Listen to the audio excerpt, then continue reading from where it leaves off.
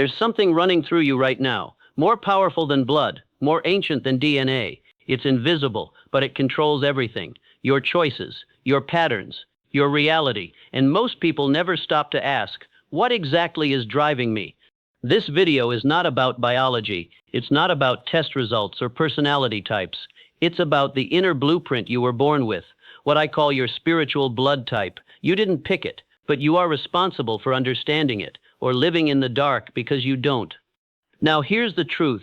Just like blood keeps your body alive, your thoughts, your deeply held beliefs keep your life in motion. Most people think they're thinking freely. They're not. They're reacting, repeating, surviving, running on programming they didn't choose. And yet every moment they're creating without knowing it. Stay with me, because in this video I'm going to show you how this inner code is linked to something I've spent my life teaching, the laws of desire, faith, and the subconscious mind. I'll show you how autosuggestion rewrites your energetic identity, why definiteness of purpose isn't just about success, it's a form of spiritual clarity, and why burning desire, when properly understood, is the only way to activate the dormant power within you.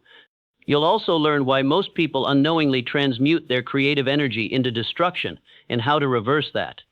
The answers are not complicated, but they are buried deep under years of distraction, doubt, and drift. If you've ever felt like something inside you was asleep, something ancient waiting, this video will speak to it. Welcome to Napoleon's Limitless Code. Subscribe now. Your reawakening begins here. There is a kind of hunger that doesn't come from the body. It stirs in quiet moments. It visits in dreams. It lingers in the silence after failure, whispering that there is more. Napoleon Hill called it burning desire, not mere wishing, not surface-level wanting, but an inner fire that refuses to die. He said desire is the starting point of all achievement, and he meant it in the deepest possible way, because without desire, nothing moves, nothing begins. Every great life, every towering success, every transformation of the spirit starts with this invisible flame, and Hill knew it wasn't random. The desires that grip you at your core are not accidents. They are signals, clues. They point toward the path your soul was meant to walk. To ignore them is to drift. To suppress them is to decay. When a man buries his burning desire under fear, under duty, under doubt, he does not simply lose a dream, he loses a part of himself. Hill saw this clearly. He watched how men with great intellects failed because they lacked the emotional fuel, and how others, with little more than hunger and vision, moved mountains. He taught that burning desire has a force behind it, something unseen. When you fix your mind on a definite chief aim and back it with deep emotion, you begin to awaken something in the subconscious, something that rearranges reality around your will. But the flame must burn. Lukewarm desire does not call the mind to action. It does not disturb the ether. It is quickly swallowed by the noise of life. Hill's words were not motivational. They were instructions. Desire is not a hope. It is a spiritual command. And once you feel it, truly feel it, your life can never go back to the way it was. There comes a moment in every life when drifting is no longer an option. When you realize that effort without direction is just exhaustion wearing a mask. Purpose is the line in the sand. It is the silent decision that says, this is what I serve, this is where I go, this is who I become. When your purpose is unclear, your thoughts wander, your emotions scatter, you pour energy into distractions, hoping one of them will feel right, but nothing sticks, nothing satisfies. You begin again and again and again, tired, full of potential, going nowhere. But when you define your purpose, truly define it, something changes. Your thoughts sharpen, your time matters, your words carry weight, even your body begins to respond. You wake up with a reason, and that reason begins to pull you, not with pressure but with power. Purpose doesn't always roar, sometimes it whispers, but it never lies, and once you align with it, your mind becomes disciplined, not out of force, but out of clarity. Discipline becomes devotion. You no longer need to chase 1,000 goals. One is enough, one is everything.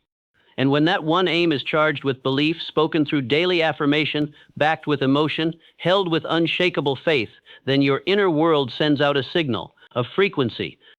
That frequency begins to attract ideas, people, opportunities, answers to problems you haven't even met yet. You don't chase, you draw. This is not coincidence, it is law.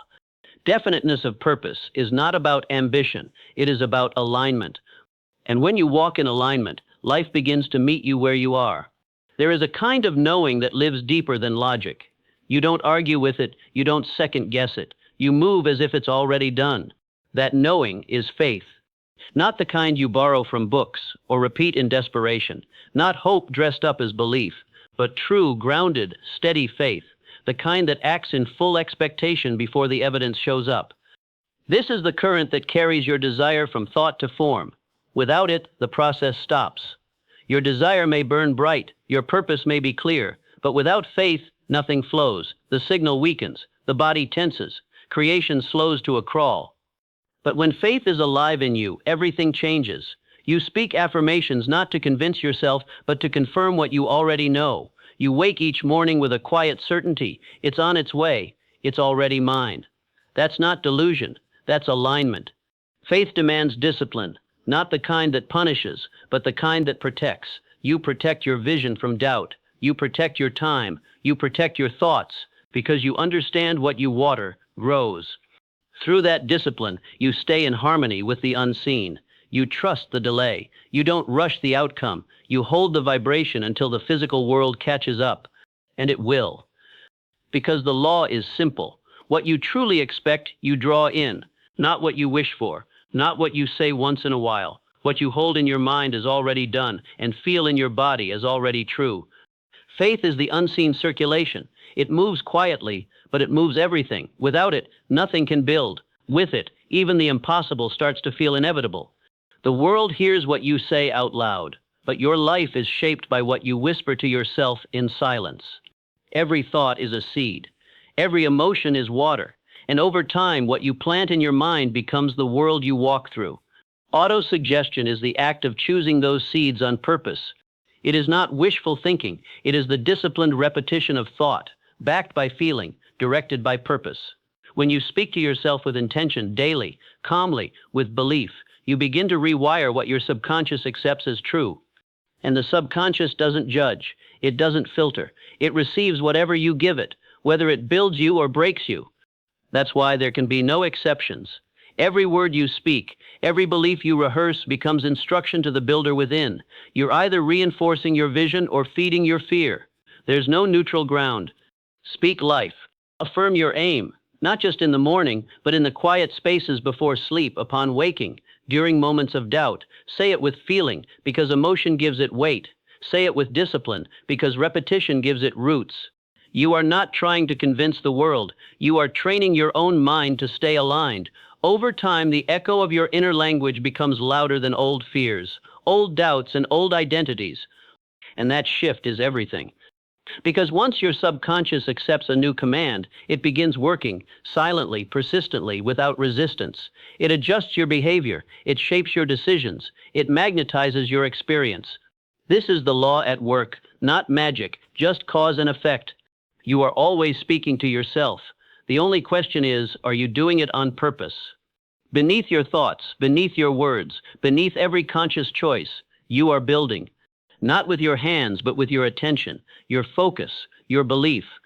The subconscious mind is the silent builder. It does not sleep. It does not argue. It simply accepts what it's given and begins to construct. Whether you give it truth or falsehood, hope or fear, vision or worry, it builds with whatever you supply. This is why discipline of mind is not optional. It's essential. You are not shaping your life through random moments of clarity. You are shaping it through the quiet, consistent input you allow in the inner dialogue, the emotions you dwell in, the images you replay. The subconscious listens to all of it. It does not care whether what you say is real. It only cares how often you say it and how deeply you feel it.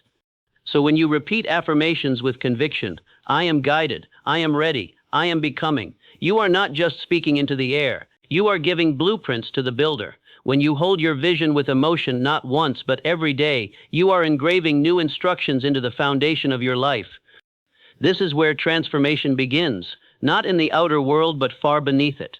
Your spiritual blood type, the identity you carry, the patterns you live by, can be rewritten here. Not quickly, not instantly, but through repetition, through feeling, through belief. Every thought feeds the builder. Every reaction teaches it what to expect. Every self-spoken word either supports your future or repeats your past. You don't get to choose whether your subconscious builds. You only get to choose what it builds with. That's where your power lives. Quiet, steady, unstoppable. The path doesn't test your talent, it tests your endurance. Most people start strong. They feel inspired, they make plans, they speak affirmations with fire in their chest. But when the results don't show up fast enough, they hesitate, they question, they stop. But creation doesn't respond to the impatient, it responds to the persistent. The unseen world waits for proof of your seriousness, not through words but through action, repeated, focused, unwavering action, not for a week, not for a month, until. Persistence is the quiet decision to keep going when no one's watching. When doubt is louder than confidence, when the evidence hasn't arrived yet, but your spirit knows it's coming. This is where real alignment is revealed. Anyone can believe for a moment, but to believe through the delay, that requires discipline. That's faith in motion. That's desire made sacred. Your subconscious watches your persistence like a child watches a parent. It doesn't listen to what you say once. It listens to what you live out, again and again. Every time you persist in the direction of your vision, you reinforce the blueprint. You make it stronger, sharper, clearer. And over time, the world begins to adjust around you. Not by accident, not by chance, but by law. Persistence doesn't just get you the result, it shapes you into the person who can hold it. It burns away the scattered energy, it purifies your intention, it replaces temporary emotion with lasting conviction. So when the way seems blocked, when progress slows, when nothing seems to move, keep going. Not with desperation, but with quiet power. Because those who persist don't just wish, they become. Close your eyes and you enter the real world, the one that precedes all things. Before anything appears, it is imagined, quietly, deeply, consistently. Imagination is not fantasy. It is the sacred space where thought becomes form. It is not for escape, it is for creation. A spiritual lab where you shape the blueprint before the builder begins. What you hold in your inner world, vividly, emotionally, deliberately, becomes instruction. The mind doesn't know the difference between what you vividly imagine and what you physically experience. So when you return day after day to the image of your life as it must be, you are training every part of you to believe, to expect, to align. Discipline matters here. You cannot enter the lab with scattered energy. You must be still, focused.